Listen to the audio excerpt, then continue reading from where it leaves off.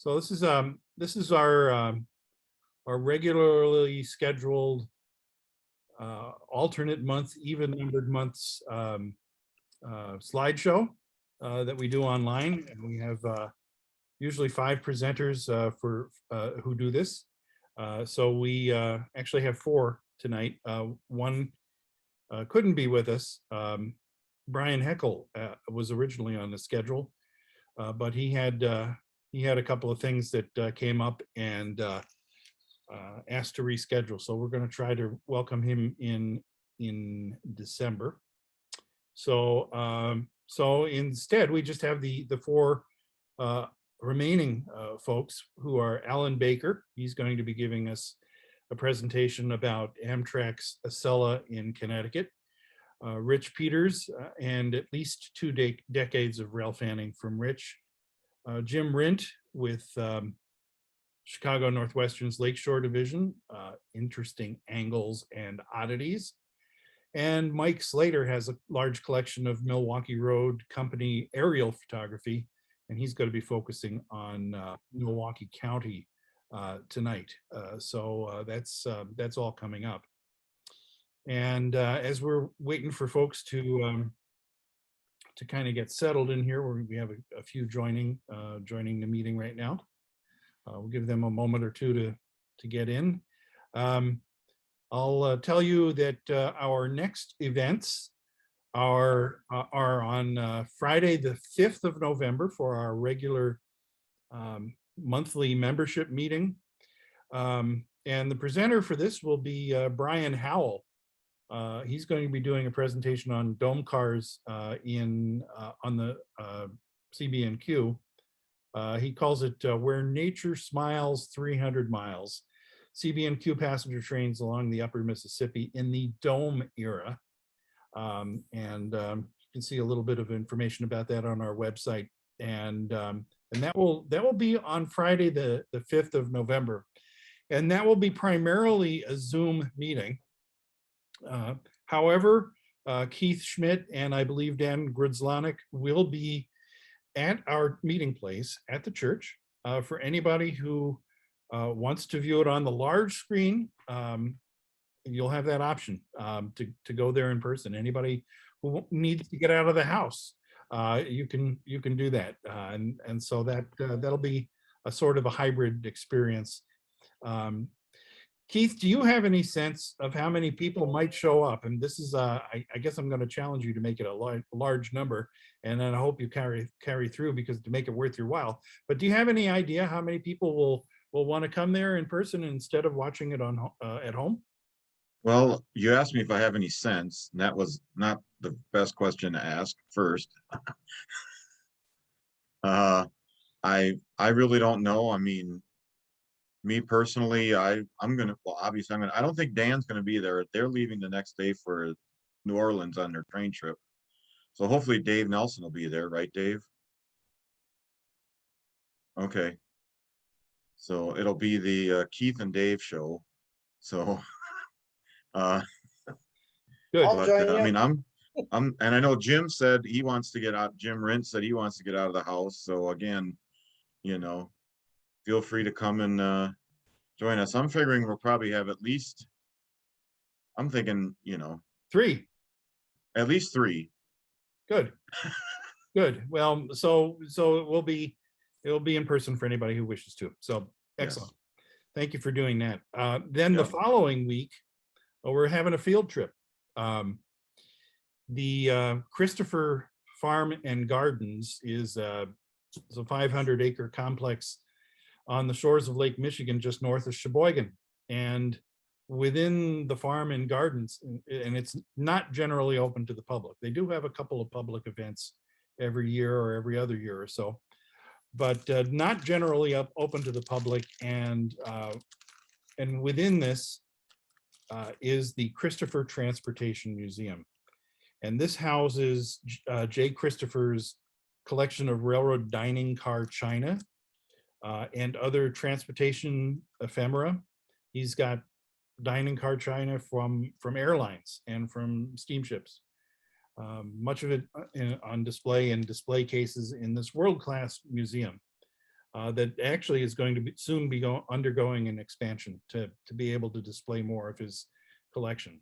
This was a stop on the NRHS National Convention this past August. It was very well received by those who went on it, and it will be something that you as a chapter member can do. If you're not a member of our chapter, join, and then you can come along with us.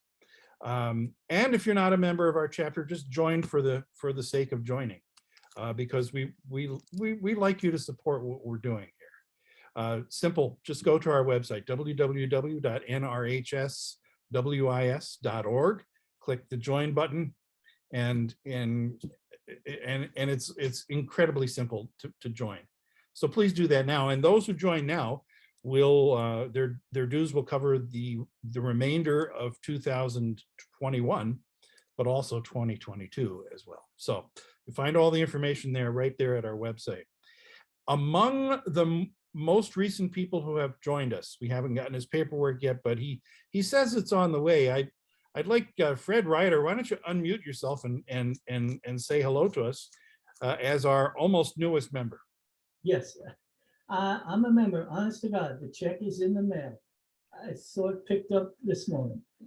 But I'm just glad to be here because, for those that don't know, I've known Mike for years and years. Back in the, I guess, early 70s.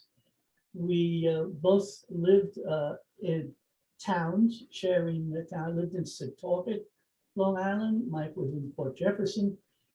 And he's a little bit younger than me, maybe by 1,000 years younger. And I'm an old coot, but he didn't have a driver's license. And we both enjoyed going to the Long Island Sunrise Trail chapter. And so on occasion, I would drive Mike. And am I getting it right so far?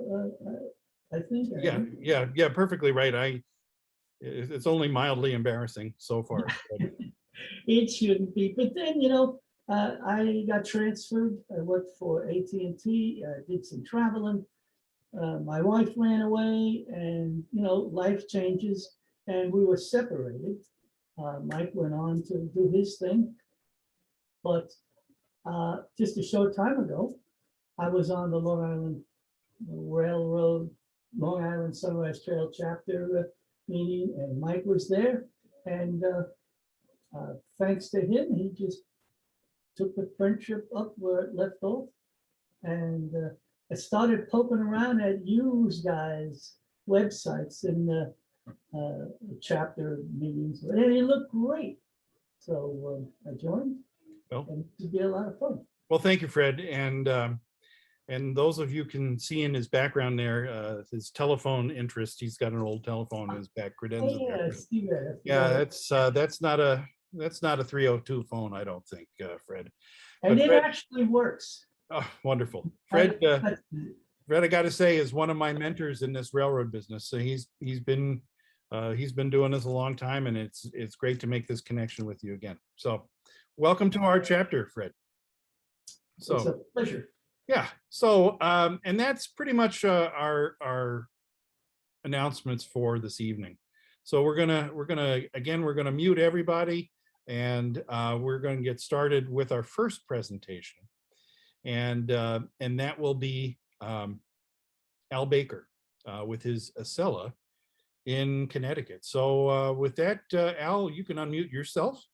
And all right, unmuted here, and we're going to try and share the screen next. And I think we're ready to go here. First of all, my name's Al Baker. I'm coming to you from Mount Pleasant, Wisconsin, between Milwaukee and Chicago. Been shooting train pictures for about 45 or 50 years. I finally went digital in 2006, but I still got a lot to learn. If you by chance attended the Darien Group slideshow in February this year, you saw this presentation. So take a 15-minute break in case you did. Why the Acela in Connecticut? Well, I lived in Connecticut from 2005 to 2016. So that was my opportunity to observe the Northeast Corridor up close and Amtrak's premier high-speed train. I lived in Danbury, which is the home of a railroad museum and a good rail fan network and a lot of active railroaders there. So I had a real good time out in Connecticut, really enjoyed myself. The reason the Acela, as planned, they were supposed to start phasing it out in 2021, but things don't always go as planned. They're about a year behind with the replacement project. The Acela project itself started in the mid 1990s. If you recall, Amtrak imported stuff from Sweden and Germany and Canada and tried all kinds of high-speed projects on the Northeast Corridor as part of that, what they called the American Flyer Project. But that eventually morphed into Acela, and Acela is derived from the words acceleration and excellence. They're the fastest trains in the US. Their design speed is 160 miles an hour. They certainly don't achieve that speed. There's a 34-mile section in Rhode Island and Massachusetts where they go 150, but where you're going to see these pictures on Metro North, they're limited to 80 miles an hour. And then on the Amtrak trackage east of New Haven, they're limited to 110. They don't use the tilting mechanism. And in Connecticut, there are a lot of curves and there's still 11 grade crossings. So speeds are rather limited in Connecticut. Acela was built by Bombardier in Barre, Vermont. It's 20 semi-permanently coupled train sets. That was part of the project. The other part of the project was to electrify the old New Haven from New Haven to Boston, and that was completed in 1999. First revenue run was December 11th, 2000, which was about a year later than planned. There is a Wisconsin connection there. For those of you who remember, Governor Tommy Thompson was chair of the Amtrak board at the start of the Acela project, or the start of revenue service, rather. The train consists of two power cars. They're numbered 2000 to 2039, one on either end. There's 6 cars in between. There's 4 business class cars that seat 65. There's a cafe car, and there's a first class car that seats 44. Total seats available, 304 seats on each train. It's operated by an engineer, a conductor, and an assistant conductor, and there's an onboard service crew of 3. Meals are served at your seat in the first class section, and in business, there's cafe car and service carts. It's a reserve train, but only reserve seats in the business section. Amtrak has started building the next generation, which will replace the Acela. They're being built in Hornell, New York by Alstom, the Avila Liberty Liners. The big changes will be an increase in capacity, a higher design speed, and a better tilting system. Like I say, they were scheduled to start serving the Northeast Corridor in 2021, but the Amtrak says they're about a year behind schedule. I'm going to take you on a little tour from the southwest corner of Connecticut at Greenwich all the way over to the southeast corner at Westerly, Rhode Island. Take about 15 minutes. Amtrak only makes 3 stops, or excuse me, not Amtrak. The Acela only makes 3 stops in Connecticut. That would be Stanford, New Haven, and New London. So let's get started then here. First shot here is the Acela bound toward New York City in was just by the Riverside stop in Greenwich, Connecticut. Right around that curve is the Hyannis River drawbridge, and right behind me is the Riverside stop for Metro North. And that's the one end of the tour. The other end of the tour is Westerly, Rhode Island, which is right on the Connecticut-Rhode Island border. Just a couple hundred feet to my left from this beautifully restored New Haven station is the Connecticut state line. This is a shot at Old Greenwich. It's a Boston-bound train. And here's a New York-bound train, also at Old Greenwich. This is another Boston train at Old Greenwich. There's 3 stops in Greenwich, and this is the middle of the 3 stops. And a shot at Old Greenwich in the rain. You think you saw it be an all-weather train, but boy, the minute they hear of any snow in the vicinity, they cancel the train. So it's not like the good old days with the New Haven. Now we're moving on to Stanford. This is one of the Amtrak stops in Connecticut. This is a Boston-bound train coming around the curve and into the Stanford station. A train from Boston passing the MU yard at Stanford and into the station. Same train that's actually in the station. It's a rather busy stop because that's kind of the demarcation line between the express trains and the local trains by Metro North into New York City. There's 2 island platforms and a through track, a very busy station. This is a New York bound train coming into the station, and a train getting ready to make local stops to New York City and right next to it on Metro North. Couple night shots at Stanford.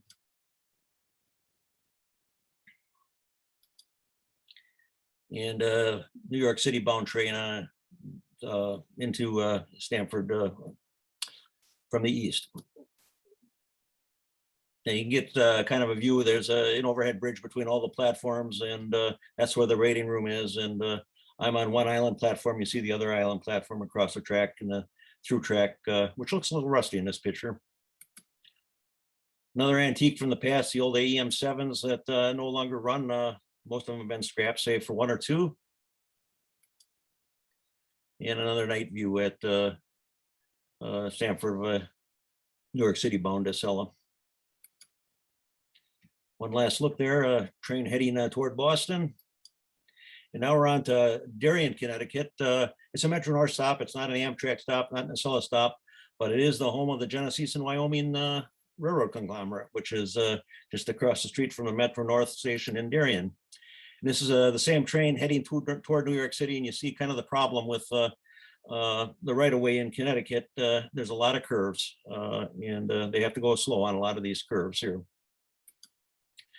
This is at South Norwalk, probably my favorite place to rail fan when I was out in Connecticut, because it was right down the street from Danbury, about 20 miles. It's where the Danbury branch enters the northeast quarter, and there was always a lot of trains. And this is a New York City bound Acela, just came off the Norwalk River Bridge and heading toward New York City. The same view on a little sunnier day.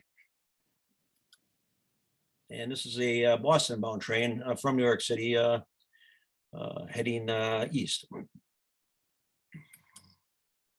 And in the winter, like I say, they were very adverse though to running these things in the snow for some reason. And another New York City bound Acela here.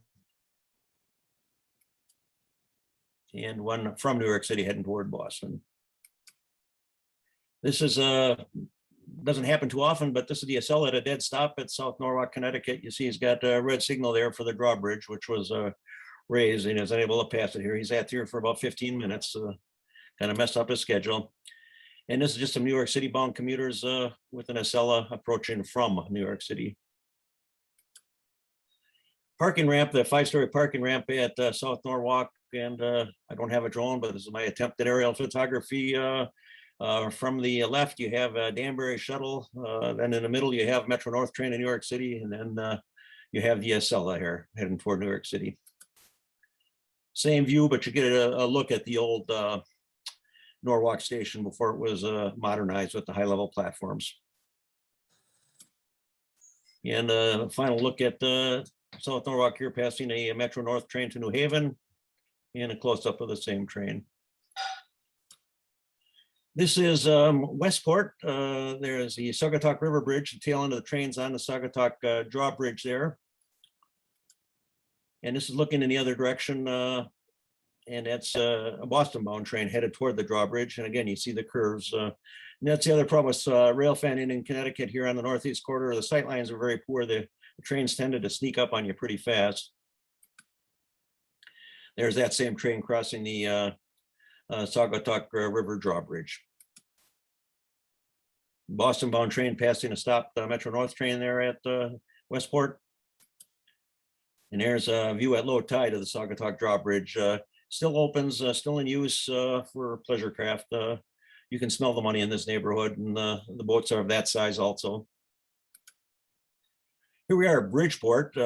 Bridgeport is the largest city in Connecticut. It's an Amtrak stop, but it's not an Acela stop. It's also the home of the ferry to Port Jefferson from Bridgeport across Long Island Sound. Station itself is on a curve on a bridge, and always a lot of activity there because the Waterbury branch trains terminate at Bridgeport. So that was a New York City bound train here, coming and going view. The train from Waterbury right next to it. Train from New York City. Again, you see the curvature, and there's two Acelas passing each other in the Bridgeport station. Neither one of them stopped here. and a night view here at Bridgeport. We're moving on to Stratford, another busy Metro North stop, but not an Amtrak stop. This is a New York City bound Acela and a New Haven train, a New Haven line train to New Haven. The speed limit's 80 miles an hour here, and you can get up close and personal with a passing train here because the train was doing all of 80, and that woman was all of 4 feet from the train. So this is a Boston bound train headed toward Boston or New Haven and Boston. And it's a going view of the same train. And that's a New York City train running on what is normally an eastbound main, but it's a westbound train. So well, they had flexibility to run all 4 tracks there. There's a train heading to New York City. You can see in the background a Metro North train to New Haven, and he's about to cross the Housatonic River drawbridge there right around that curve. Another shot looking in that direction, and a shot of a westbound toward New York City. This is at Milford. It's where the tracks reduced from 4 to 3, and the train in the station itself is on a curve. It's not an Amtrak stop, not an Acela stop. New Haven is a Acela stop. It was where the New Haven locomotives changed from electric to diesel for they can run on to Boston. Now it's all been electrified east of there, and the train stopped just briefly. This is a New York City bound train. This is a Boston bound train. And that's at the east end of the platform. A guy in a orange jacket, a friend from Metro North that escorted me a lot on some of these photo outings and was able to get me in spots that aren't normally open to the public. So it was like I say, it was a good run there in Connecticut. Here's a nighttime view of a train departing for Boston at New Haven. Train just in from Springfield on the right there.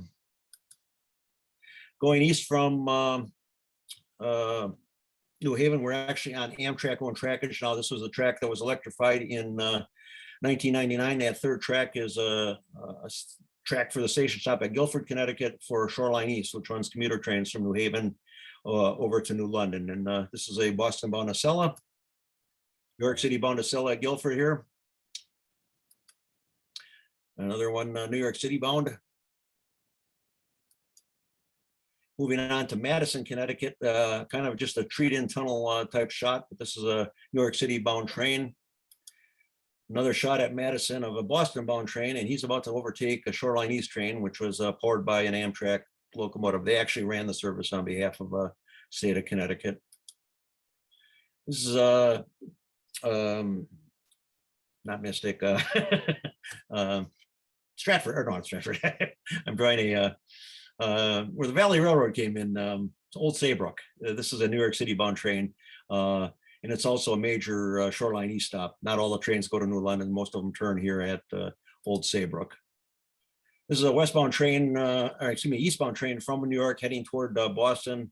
The afternoon, it was a tough shot because you're shooting right into the sun. Here's a Shoreline East train loading up while the Amtrak Acela to Boston passes. Another train from New York, and they're moving at 110 miles an hour here, and there's all kinds of verbal and audible warnings and signs, and they do pass at 110. It's kind of neat to see. From the overhead here at Old Saybrook, and from another Boston bound train at Old Saybrook. And that's New York City bound. Around that curve is a Connecticut River Bridge. And that's another one of the things that slow the trains down in Connecticut is there's 5 drawbridges that Amtrak encounters, and they're all movable drawbridges. Same train raising some leaves that goes by at 110 miles an hour. This is moving on to the boardwalk at Niantic. I was under construction when I was out there to take this picture, so I got a kind of a half big picture, but there's the going view of, or that's actually a New York City bound train, and there's another movable drawbridge that the state of Connecticut rebuilt here at Niantic. So moving on to New London. New London is an Amtrak stop and an Acela stop. The movable drawbridge here at the Shaw's Cove and the Thames River. Station itself is on a curve, and there's a grade crossing right at the station, so it's really not amenable to high-speed service there. Big bridge in the background is I-95. This was taken from the Block Island Ferry one morning when we were going out to Block Island, New York City bound Acela running the wrong main there. Mystic, it's a tourist town. It's an Amtrak stop and not an Acela stop. Again, a couple grade crossings and a drawbridge there. So this is just an AM7 train, regional train. And a couple of pictures just outside the limits. This is a Mamaroneck, New York City bound train passing in a Metro North train. It's over across the river bridge or across the river tunnels. This is actually in Elizabeth, New Jersey, the more famous curve at Elizabeth, New Jersey. And we'll have to put on a whole show of the south of New York City. But for sharp-eyed people that aren't from the East Coast, what's wrong with this picture? Anybody know? Well, it's on the old New York Central at 125th Street in Harlem. This is not an Amtrak route. It's not an Acela destination. It's in third rail territory. The Acelas did not have a third rail capability. What this is train day in May 2012, where Amtrak displayed the Acela in Grand Central Station as part of that celebration. And Metro North's pulling it back out after the celebration. So winter's coming. It's going to get cold, going to get snowy, but keep the cameras rolling. Don't get snowed away. And even on a 20 degree below daylight, I took this picture. You can get some good pictures. And like all good train shows, it's got to end with a caboose. So that's the end of the show. Well, a round of applause for Al, everybody. Give it up for Al Baker. I'm seeing all kinds of applause and people putting their hands together virtually and on their cameras. So awesome, appreciate that. So for those just tuning in, this is the regular bi-monthly slideshow of the Wisconsin chapter of the National Railway Historical Society. We just heard from Al Baker with his Amtrak's Acela in Connecticut presentation. Rich Peters will be up in just a second here. He'll be followed by Jim Rint and then Mike Slater. And once again, please mark your calendar for Friday, November 5th for our next monthly membership meeting. We'll be doing that by Zoom.